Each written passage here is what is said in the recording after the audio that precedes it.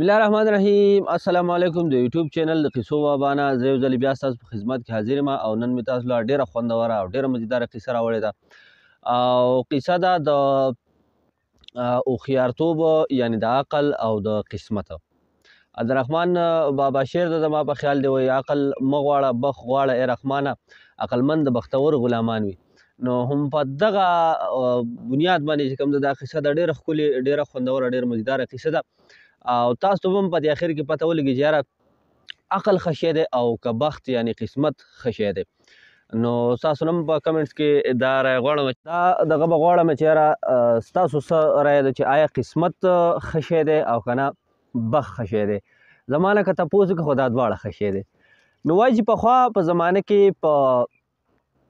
یو چینه وه په چینه کې د قسمت یعنې د بخت او د هوښیارتوب ملاقات وشو.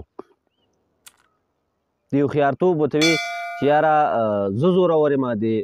عقل ورته وي او د قسمت ورته وي چې نه زه زورور یم. نو د دوی دواړو په یو بل کې جګړه شوه. په دې کې د غره نه یو غریب سړی یو غریب هلک را روان دی، یو غریب کس دی او د ګېډو د لرګو ګېډی په شا کړی دی را روان دی. نو دې دواړو کې دا شرط ونښتو چې دا یو غریب سړی دی یو غریب کس دی، دواړه به شرط لګو چې یاره ته زورور یې که دی زورور دا خبره به نن ار او پار شي. ښه دا قصه به بخښنه غواړم مخکې به ځو که خیر خو په یو سا که خیر د ستاسو د ملګرو نومونه هم په منډه خفه کېږئ به نه. موسی خان دی د ټیکسي ډریور دی د سعودي عرب د ریاض نه. عمر صادق، ابرار خان، صمد حیران، یاسر خان د یار حسین صوابۍ نه. عمر افغان سالارزی دا زما ورور خفه شوی او دوه دریو قصو کې دا زما نوم نه دی هغسې بخښنه غواړم. عمر افغان سالارزی، شاکر الله خان، محمد جمیل، فرحان نثار، احسان خان، منظور علي خان، رحیم شیر، عمران الله د سعودي عرب نه، محمد جان د شیخ آباد رزړو نه، پرویز عالم د اګره سوات نه، عمر وزیرستان دا مشر دوم چې کوم دی زموږ ته په وټساپ باندې ماته میسیج کړی د مومن خان د شیرینۍ د قصې فرمایش یې کړی دی. نو انشاءالله ډېر زر به خیر یا قصه تاسو پیش کومه. عمر صادق، ساقب حمید، صفی الله او رضوان الله د باجوړ نه.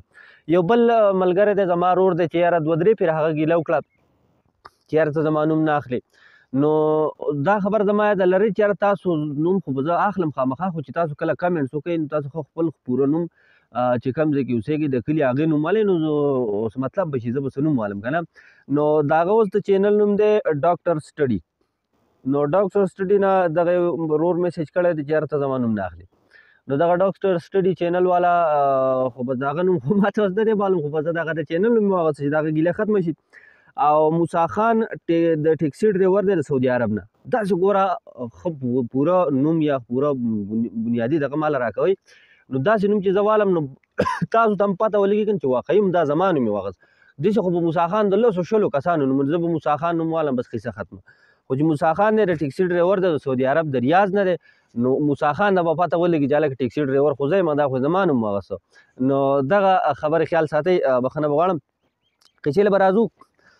نو د بخت او د عقل مقابله ده اوس.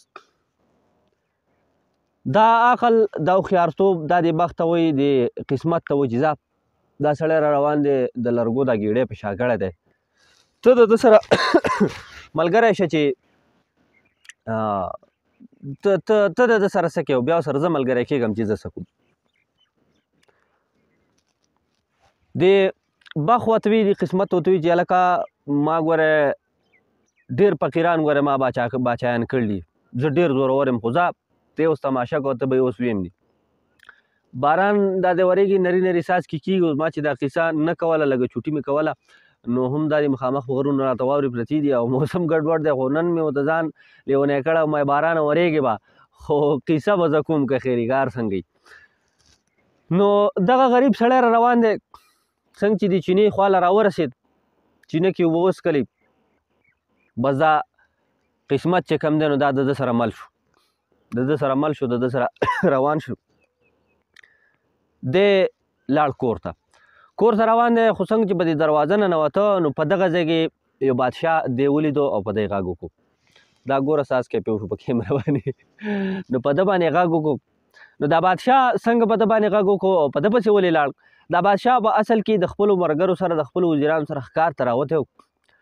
او ښکار یې کو نو په دې دی تږی شو د خپلو ملګرو نه هم بېل شوی په دې ځنګل کې نو دی را روان چېرته چینه ګورم چې اوبه وڅښم په دغه چینه دی راتېر شو خو په دغه ځای کې د دې غریب سړي سره عقل ملګری شو نو د هغه عقل د لاسې د باچا ته دا چینه ښکاره نه شو د دا چینه ونه لیده چینه ونه لیده دی به د چینې ډایرکټ تېر شو مخکې لاړ نو چې کله دا غریب سړی په دې کور ننوته نو په دغه ځای کې دی ولیده چې یاره دی خو کور ته ننوته نو لاړه په ده باندې غږ وکړو په ده باندې غږ وکړو د غریب سړي ایله ګېډۍ غورځولی او د غره نه ستړه ستومانه راغلی چې یاره چا غږ وکړو چې بار ته راووته یاره څوک یې ولیدل چې یاره څه توره موره ورسره ده او غشي لیندې ورسره دي او په اس باندې اس ورسره دی او ولاړ دی بس د غږ وکړو وي څوک یې څه چل دی هغه ورته وایي چې یاره لکه زه ستړی شوی یم ډېر زیاته او تږی یم بې حده تږی یم که لږې اوبه دې راله راکړي د غریب سړي ورته وایي زه ټیک دی لاړ دننه کور کې چې تماشه وکړه کوم د اوبو هغه منګی چې پروت دی د هغې تماشه وکړه هغه تش پروت دی دا سړی څه شوم غونده کې مو د خوی نه هم څه بدخویه غونده کې اوس ټیک نه نو ده وایي چې مړه اوبه نیسي زه ځان له ستړی راغلی یم د غره نه دا وګوره لوی ګېډی مې راوړی دی اوس پکې دی راغلی دی پکې اوبه غواړي مړه زه ورته وایم چې یاره سیده زه ځان له هغه پلانکۍ چینه ده هلته لاړ شي اوبه وڅښه نو څه لا دغه خبر زموږ خبر څه له ډتول کې نو د ده په اړه کې دا سوچ راغی چې داسې خبره ورته کوم خو هلته ورسره عقل باغ ورسره ملګری شوی دی قسمت ورسره ملګری شوی دی نو هغه پې د په زړه کې دا سوچ بدل کړه چې نه داسې نه کوو دا خو چېرته ناشنا سړی راته ښکاري خدای خبر چې څوک به یې د کوم ځای نه به راغلی و عجز به اوس چېرته ځي خیر دی دا هغه چینې ته به ځي خو راشه کور کې درک لګو نو پی یې په لاس ورغلل پی پراته وو ښه ښکلي مزېداره او یخ پی پراته وو بس دی ولګېد د پیو دا جام یې راواغسته او راوړو دې بادشاه له ورکړه دی اوس دا بادشاه نه پېژني دې بادشاه له ورکړه ده دا پی وڅکل بادشاه چې پی راښکه د ځان یې ښه برابر کړو ښه دغه شو نو دې غریب سړي نه تپوس وکړو چې ته څه کار کوې دې غریب سړی ورته چې په غوسه کې په کار کوي چې مړه یینې نه دغه بس دغه زما څه کار دی خو دغه د غره نه ګېډي راوړه او خرڅوه زه په خپله څه دغه زما کار دی بادشاه ته پته ولګېده چې یاره دې سړي زه نه یم پېژندلی ده ته وي ښه وی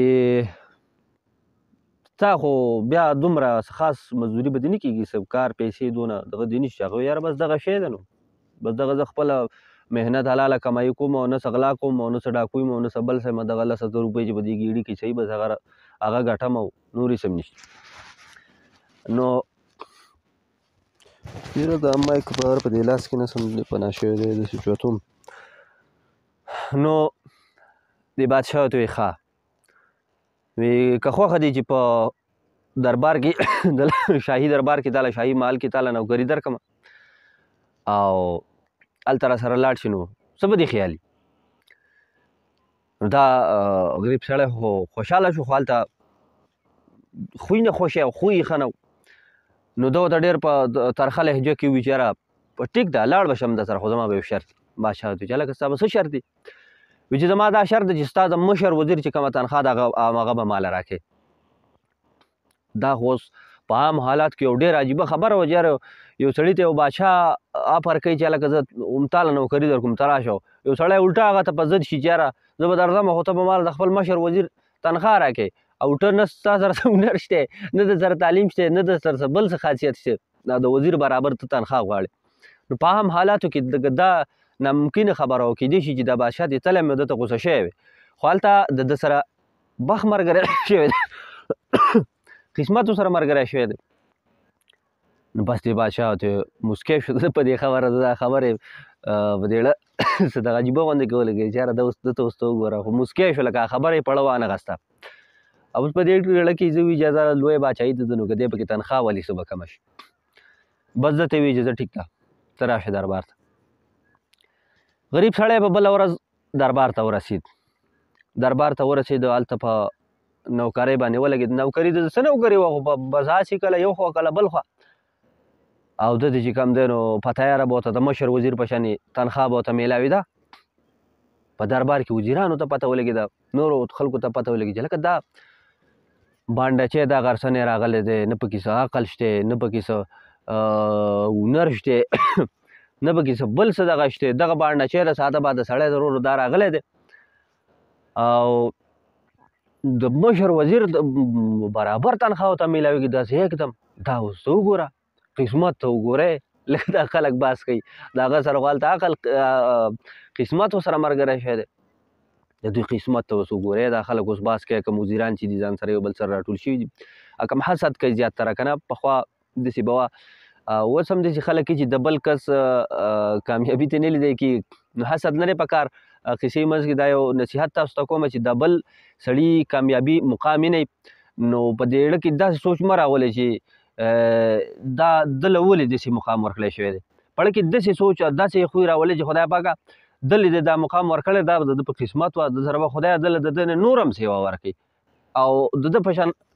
که د هغه ستاسو ډېر خوښي نو خدای پاکه د ده په شان کامیابي مال هم راکړي او ما هم د ده په شان کامیاب کړي. خو دا په اړه کې حسد مه راولئ چې یاره دی ولې داسې کامیاب دی، هلکه د هغه خپل قسمت دی. نو قصې له راځو. نو دا وزیران اوس د یو بل سره ناست دي چې هلکه دا اوس ته وګوره، دی اوس پرونی سړی راغلی دی، نه څه عقل او نه څه بل څه هېڅ هم نشته، د مشر وزیر برابر تنخواه لي. بس دی او زیات کار خو به دې مشر وزیر له ورغلی و چې یاره زه ته څومره وخت نه د باچا سره یم، مشر وزیر یم او زما ته څونه ذمهواریانې را په سر دی او څونه زما ګران ګران کارونه او څونه غټ غټ کارونه زه کوم او ټول ملک نظام او سیسټم یې ما ته حواله کړی دی او زما ګوره دغه تنخواه ده او دا سړی اچانک راغی او دله زما برابر تنخواه ورکوي. دی هم په دې خبره خفه و. بس دی مشر وزیر وی چې تاسو بېغمه شئ. بخښنه غواړم دا مرۍ مې ترخه غوندې کې شوه، یخه هوا ده نو ټوخی راځي. نو دې مشر وزیر وی چې هلکه تاسو بېغمه شئ،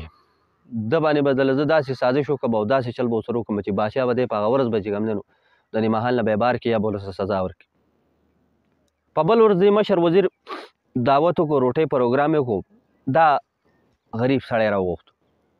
ده ته ویل چې هلکه ته راشه زموږ ته محل ته دربار ته راغلی اوس زموږ سره کښېنې پاسې او زموږ د دغه ځای سړی او میلمه یې نو چې ستا له سره روټۍ وکړو، خامخا څه میلمستیا دې وکړو. سړی لاړ، روټۍ کې ورسره کېناست، روټۍ خوري. بیا ورسره د وزیر ګپ شپ لګو چې هلکه ته خو د باچا ډېر خوښ یې، باچا راوستی او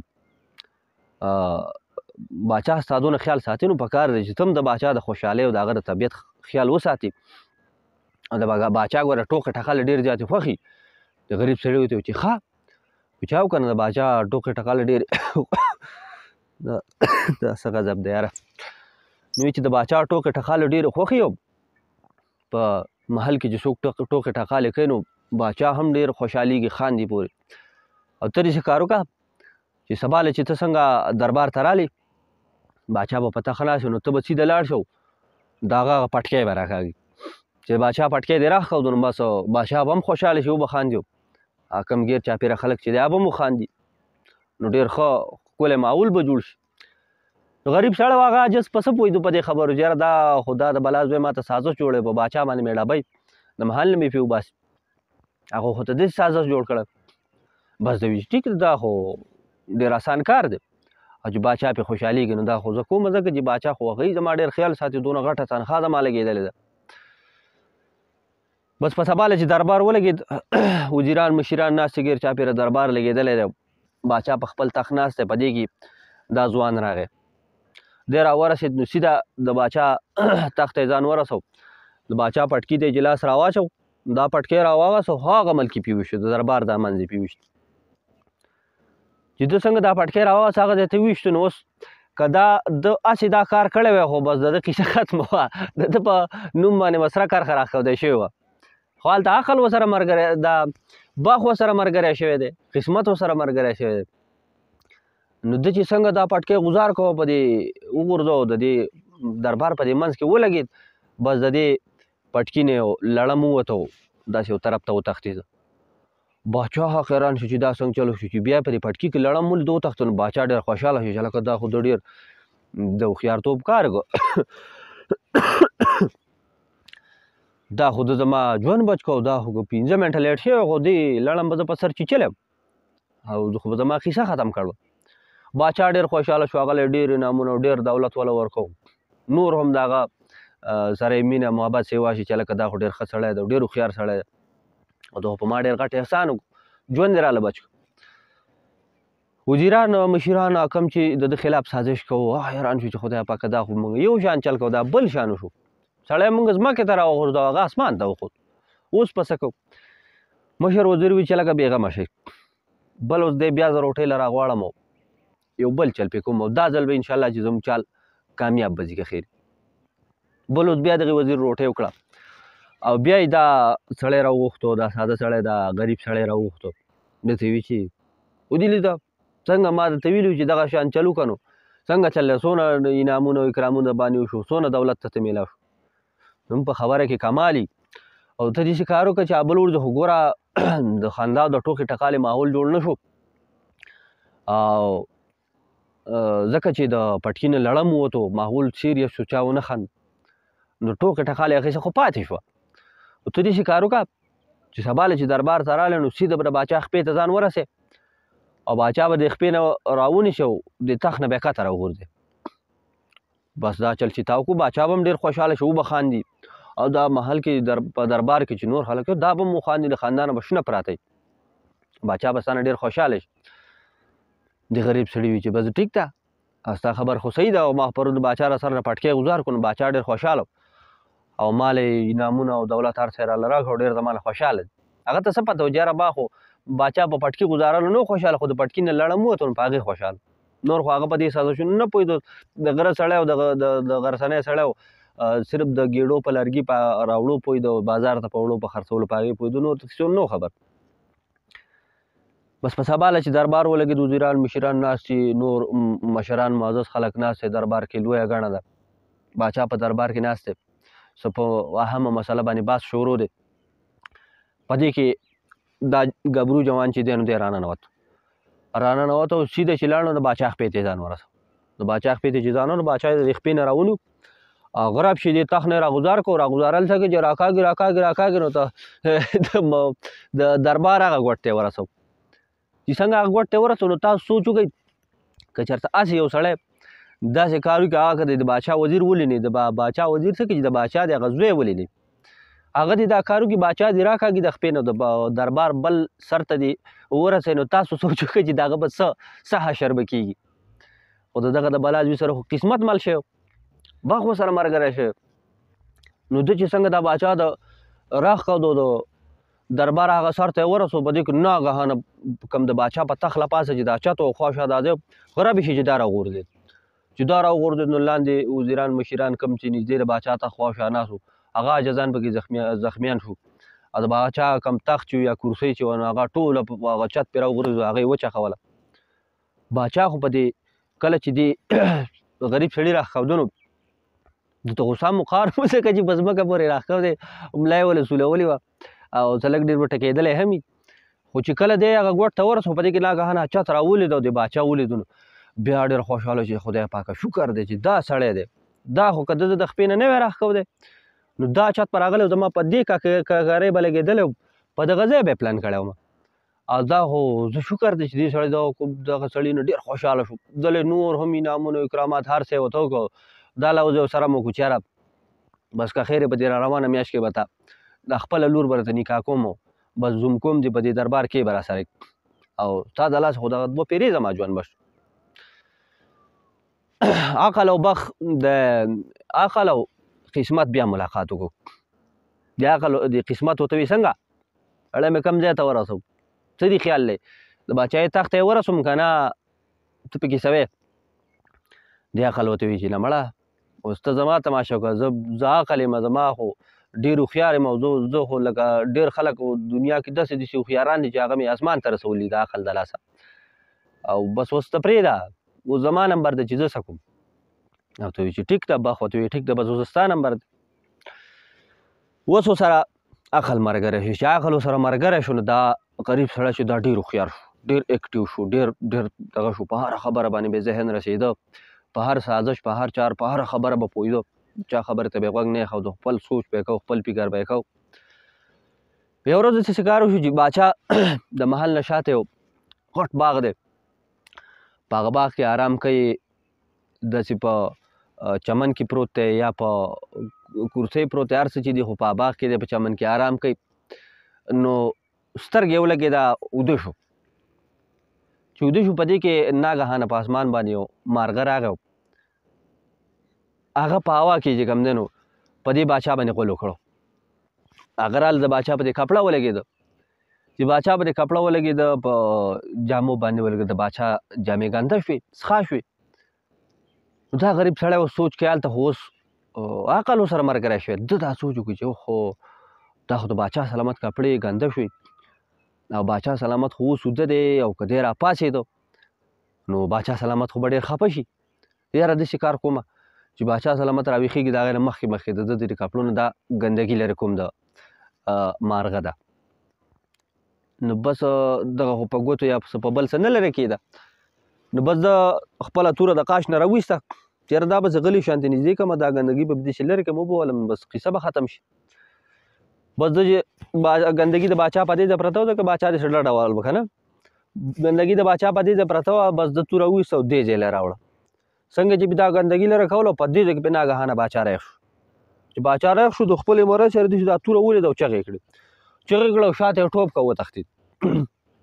چې وتښتېد، د باچا محافظان راغله، هغه چغې اورېدلې، سړی ګرفتار شو. چې ګرفتار شو نو ده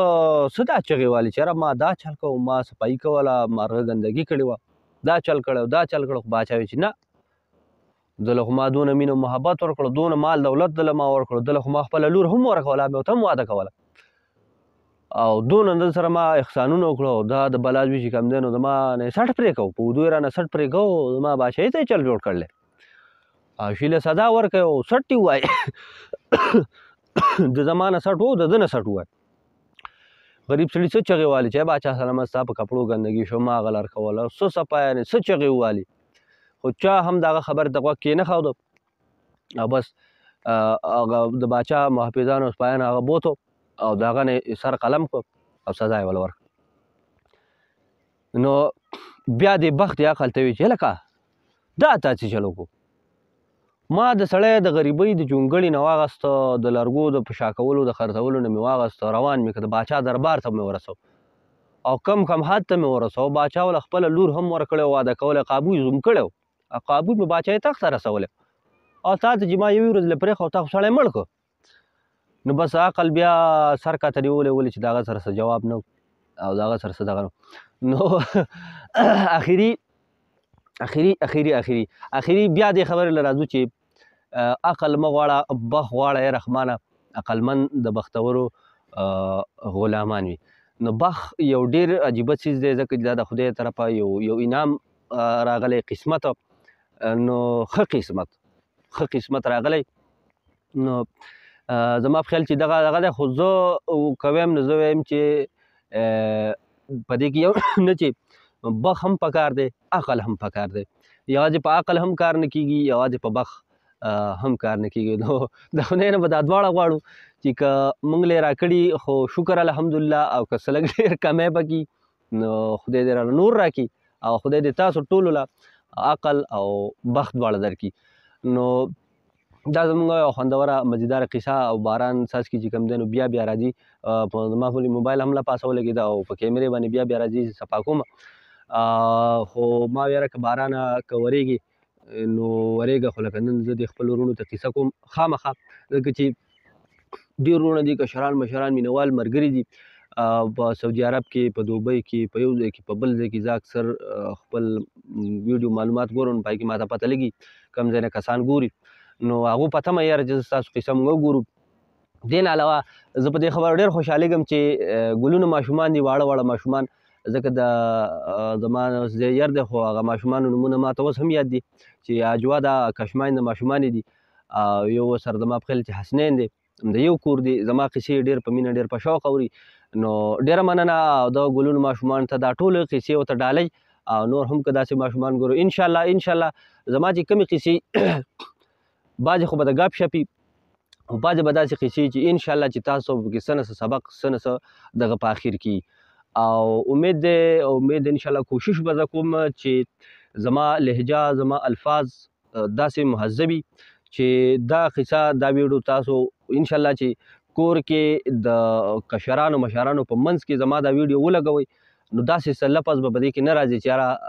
تاسو په شرمندګي محسوس شي. ولې چې دغه ټول رونه او خویندې او میندې زما میندې رونه او خویندې دي او دا خبره مو واورئ چې زه چې دا کوم ریکارډینګ وکړم دا زما په کور کې زما مور او زما رونه اکثر ځان ته په کمپیوټر کې ولګوي هغه یې هم اوري چې زمونږ کره اوري نو زه به پکې ولې داسې الفاظ دغه استعمالوم نو کوشش وکړو چې انشاءالله دا خپل دغه چې کوم دی دا خپل زبان داسې مهذب وساتو او څه نه څه د ټایم پاس او د خوند او د تفریح او د مزې سره سره سبق زده کولو چې هم کوشش وکړو. نو ډېره مننه ښه ده او باز اوسئ په ټولو باندې زما سلامونه او زما سره اوسېږئ انشاءالله لږه ډېره چوټي به پکې راځي او چېرته به ځئ نه زما سره اوسېږئ او د الله په امان. بسم الله الرحمن الرحیم. السلام علیکم. زه د قصو بابا تاسو مې نن یو خصوصي خبر راوړی دی. دوه خبرې دي. یو د ارتغرل د قصې په باره کې د ارتغرل قصه اولني 8 قسطونه چې کوم دی هغه اولنی سیزن پوره شوی دی تاسو ته ما کړی دی نو د هغې مکمل قصه چې کوم دا بنده شوې ده کردغلو پکې قصه تمام شوه د تیتوش قصه پکې تمام شوه. اوس دویم سیزن به شروع کېږي هغې کې نوي قصې به انشاءالله نوي ډېر ښایسته مهمونه دي ډېر ښکلي خو د اولنی سیزن ختم شو د دې کې منځ ترمنځ لږې چوټیانې لږ دمه راتله دا 4 سیزنه قصې به تاسو کوم د ټول به کیدای شي 8 یا 9 یا څه کم یا څه زیات قصونه به خو انشاءالله دا به کوو او دا چې کوم دی دا دویم سیزن زما داسې خوښه ده چې دا زه په ځای ریکارډ کړم ټوله قصه ټول سیزن په ځای ریکارډ کړم نو د ورځې به تاسو یو ویډیو د راشم اپلوډ کوم به نو چې بیا پکې چوټي نه راځي نو چې بیا چې ستاسو خوند والي داسې یو قصه زه اکثر اوزګار نشم زه نن ریکارډینګ وکړم یو قصه وکړم او بیا هفته زه اوزګار نشم نو هغه خوند د هغه قصې ټول شي نو دغه خبره چې هغه الګ انشاءالله کوو که خیر چې زه لږ اوزګار شم یو 3 4 زه اوزګار شم چې ټوله قصه زه په ځای ریکارډ کړم ټول سیزن 4 سیزن دی دویم سیزن به په ځای ریکارډ کړم تاسو به اپلوډ کړم